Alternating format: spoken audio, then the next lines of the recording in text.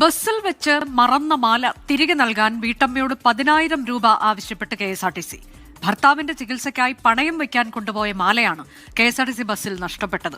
മാല തിരിച്ചെടുക്കാൻ നാട്ടുകാരോട് കടം വാങ്ങി KSRTC കരുനാഗപ്പള്ളി ഡിപ്പോയിലേക്ക് പോവുകയാണ്. കുറ്റിവട്ടം സ്വദേശി ശോഭ.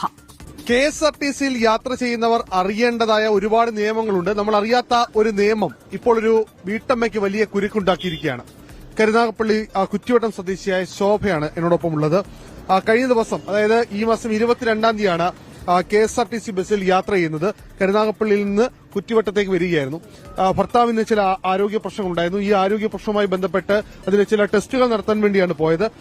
കയ്യിൽ കുറച്ച് പൈസ കരുതാനില്ലാത്തതിനാൽ ഒരു മാല കൂടി പണയം വെക്കാൻ ഒപ്പം കരുതിയിരുന്നു. അല്ലെ, എന്തായിരുന്നു സംഭവിച്ചത് പിന്നീട്? ആ മാല ഞാൻ ഇങ്ങനെ പേഴ്സിനകത്ത് ഇട്ടിരുന്നതിനെ കരുനാഗപ്പള്ളിയിൽ നിന്ന് സ്റ്റാൻഡിൽ നിന്ന് ബസ്സിനകത്ത് കയറി സ്റ്റാൻഡില് ബസ്സിനകത്ത്